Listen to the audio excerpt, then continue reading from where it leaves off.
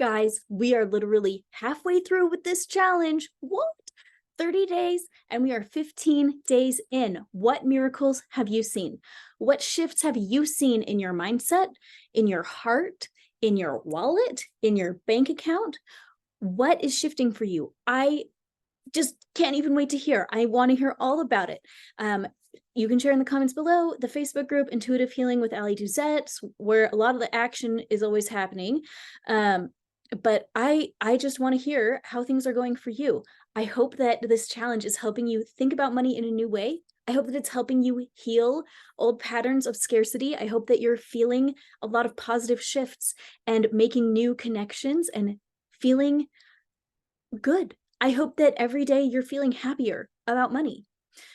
I'm going to tell you something. Money is awesome. Money can be happy. You can be happy and you can have money, and it's allowed. I give you permission. Give yourself permission. I invite you right now to just say, I give myself permission to have plenty of money and to enjoy it. How does it feel to say that? Does it feel so good? I hope it does, because we're halfway through. If you haven't been watching this challenge, go to the beginning and watch them on through if you want to. In aliduzetteclasses.com. This whole thing is in there along with the text of each day of belief work from my belief work book. And so there's a lot in my system and with the book that you can do. And also, it's also just fun to hang out on YouTube. So here we are. Okay. Yesterday, we talked about feelings of like entitlement, and if we feel yucky about having to pay for things, like, do we feel gross when we have to pay a bill instead of feeling so overjoyed that we are able to pay the bill? That's what we worked on yesterday. Today, this is the big question that I have for us all to think about. Why is it a blessing that the world runs on a principle of exchange? That's what money is all about. Money is all about exchange. It's about one person putting value into the world and another person honoring that value. That's what it is. That's what it is. I love it. I think that it is an incredible and beautiful thing that the world runs on a principle of exchange. Even if it's just for like spiritual and emotional reasons. I love it. I love that we get to live in a world where when good things happen, we can share good right back, that if we want something good, then we can put good out there as well. I don't know. I'll let you think about it for yourself. I want to hear your thoughts on it. Why is it a blessing that the world runs on a principle of exchange? And if you feel like it's not a blessing, if you are caught up in feelings of scarcity and feelings of maybe like victimhood, even though I know we don't like to lay claim to that word, but if we feel victimized by the fact that the world runs on a principle of exchange and we feel like, well, I don't have a lot to exchange, I'll tell you, this is the time to start getting out of that mindset and to start realizing that you are a child of God. God wants you provided for. There's enough for everyone. And there are just good things. There are better things than you know. If you feel like you have nothing to exchange, you are wrong. If you feel like there is no one that would exchange something for you, I mean, as far as like provision, what I'm talking about is provision. I just truly believe that God provides. And so if you look at your life and you say, well, I'm a mess, what could I possibly do that someone would want to exchange money with me for what I could do? I don't know. Today, I want to invite you to consider asking for a miracle. It doesn't have to be hard. What if you asked our Creator for a miracle to show you what blessings can come because the world runs on a principle of exchange?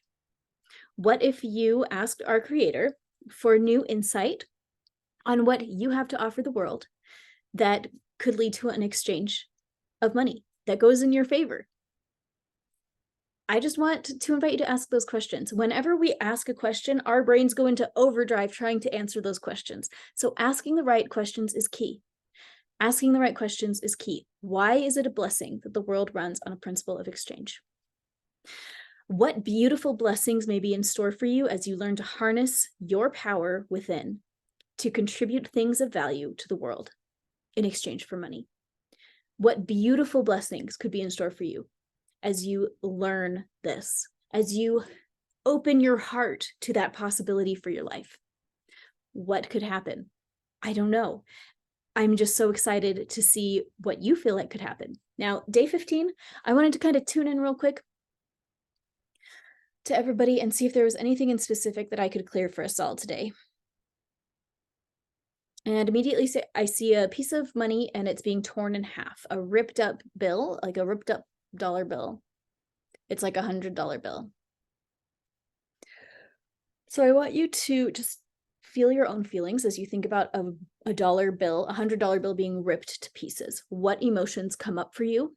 And we're just going to breathe on those emotions and feel them for a moment. And I'm tapping on my collarbone, tapping them out. Breathe, breathe, breathe. Feelings of stress, fear. I'm hearing like a little scream feeling, panic, anxiety. I need that money. If you rip up that money, where's the next money going to come from? Some scarcity energy, just like big stress energy and worries, and more like panic, anxiety, and anger and accusation, blaming. How dare you waste that? And this brings up a bunch of energy around wastefulness and like, how dare you waste money? Ooh. Go ahead and tap, tap, tap as we say, how dare you waste money? How dare you waste money? Tap, tap, tap, and take a big, big deep breath. Blow it out. Do it again. Put your hands on your heart and breathe it in. And see how an angel sweeps up those ripped up dollar pieces and hands you a new dollar. Sometimes it's okay for the money to be wasted. There can be another dollar. See if you can breathe it in and just imagine that. Imagine that feeling of, you know, it's okay. A word coming into my mind is opportunity cost. Is that it? Ignore sunk costs. That's what my husband always says. Ignore sunk costs. A sunk cost is when you've already spent money on something. And a lot of times we ruin our lives because we have sunk a cost. You know, I already paid X amount for this thing, so now I've got to finish it out.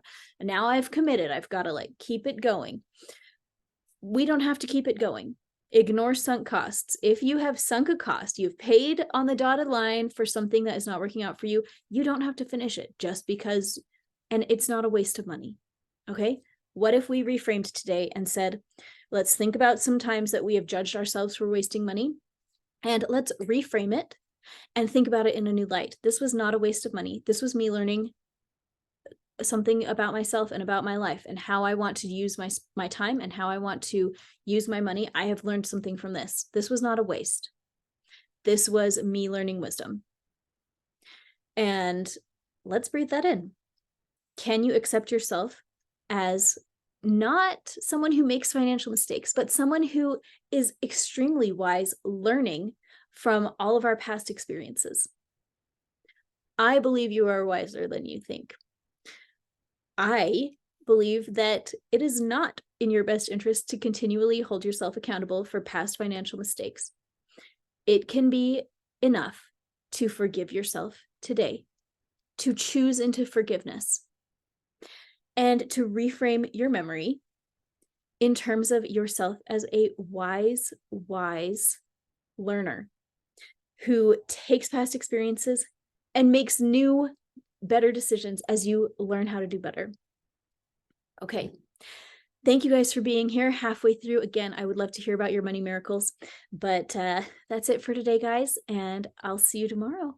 Bye.